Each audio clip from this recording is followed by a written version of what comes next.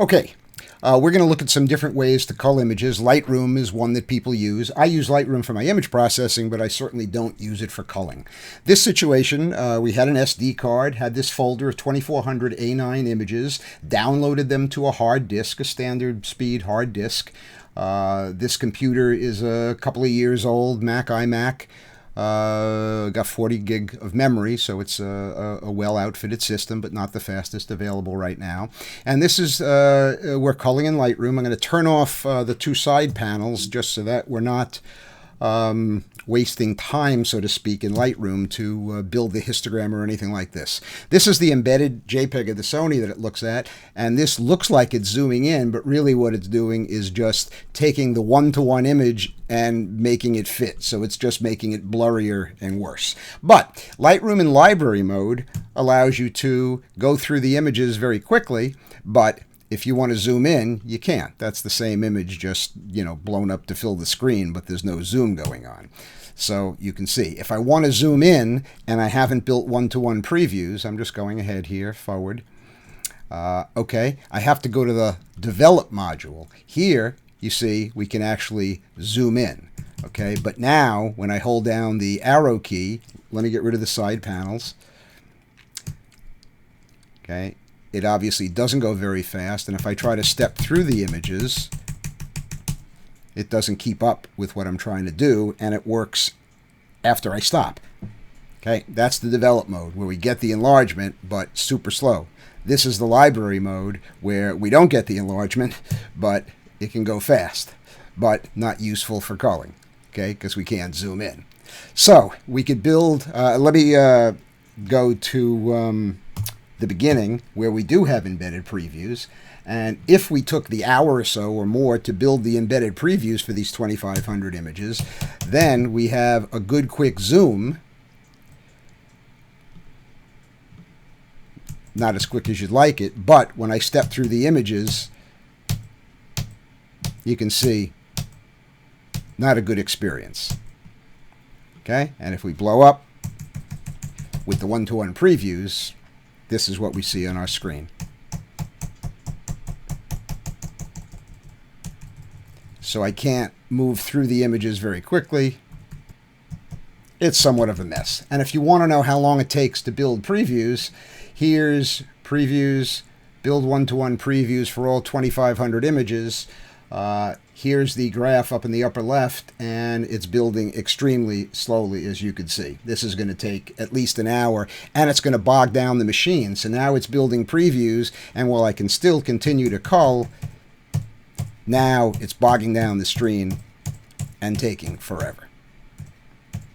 So Lightroom forces you to download the images. That takes 15 minutes to an hour. Build previews. That takes an amount of time. And when you finally get there, it's still a lackluster culling experience. Again, this is library mode. So my God, that's the fast mode. But it's building one-to-one previews. Okay, let's put CullerFast under the strain of building those previews. So let's launch CullerFast while Lightroom is building its previews. So any slowdown to the operating system, of course, is going to show up. Now, the irony here is that we've got the same 2,500 images or so. This is reading off the SD card. Okay, so it's not a fair playing field. This is CullerFast. Okay, you want to zoom in? You zoom, instant raw, instant zoom, fast raw. It's fast. Call it what you want. Okay, doesn't matter what you do. It's always working. Super fast mode. And here I'm just using the trackpad. I can scroll ahead, scroll back, double tap with 2 fingers to get a zoom, instant zoom. Okay. Let's go back to Lightroom. Not a good situation. Okay, that's enough for Lightroom. Let's move on to Capture One. This is Capture One version 12. And the good news for Capture One is that it culls pretty fast.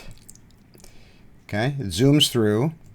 And then you can double click. You have to click the mouse twice, which is not a good idea because your finger gets tired. Okay, so it has zoom. Okay, you can step ahead. Let's see if we zoom in, if we step ahead. Zoom out. Let's get some more birds in the pictures. Okay, as you see, it's very blurry until you stop.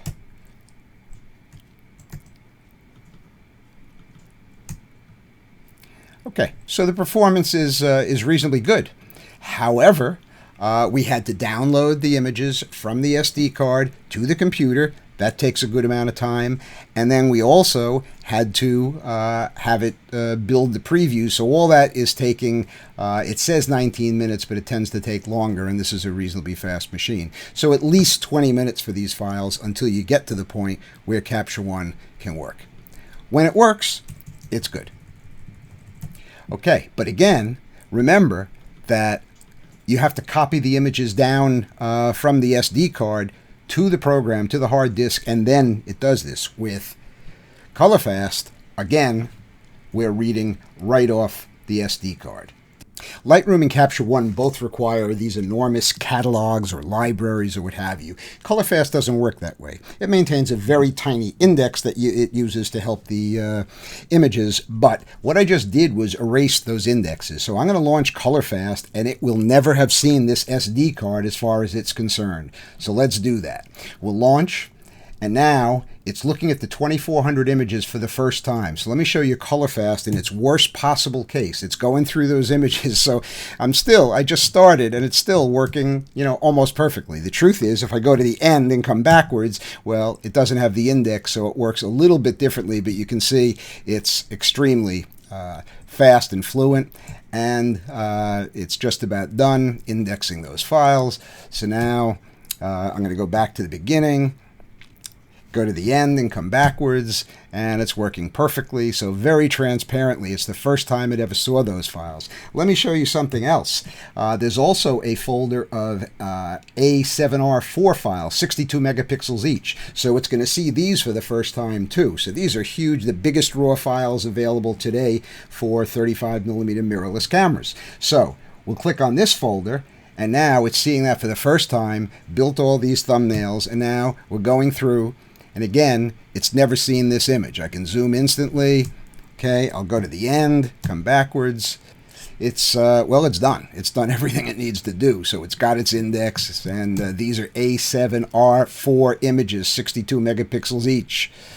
And now we move on to Photo Mechanic. Photo Mechanic is a culling and IPTC editor. It's a very competent program, very good. It's been out forever. But it can't really deal with Sony files effectively. So let me show you why. Okay, this is Photo Mechanic in its native mode. We're looking at the Sony images. It's depending on the embedded RAW file. So these appear to be, big images, but actually this is in fit mode, and this is in zoom mode. So again, like Lightroom, the embedded JPEG on the Sony is only this big, so there is no enlargement, so there's no way to zoom in. Okay. And it's not that quick moving along. Anyway, as you can see, there's some lag there. Overshoot. 3, 4, 5, 6, 7, 8. Stop. Not very responsive, as you can see. Okay, but Photo Mechanic has another option. So we'll go to the preferences, and you can have it develop the RAW files automatically. So we'll enable RAW rendering, uses the Adobe DNG converter, but as you'll see, watch what happens. So here's the DNG converter, and it pops up on, off, on, off, on, off, and this kills your machine. So now we click and it zooms, but now when I'm moving forward, very slow. Overshoot. It's still going. Ridiculous. Okay, it stopped. Click for a zoom. Okay. 1, 2, 3, 4, 5, 6, 7, 8, 9, 10.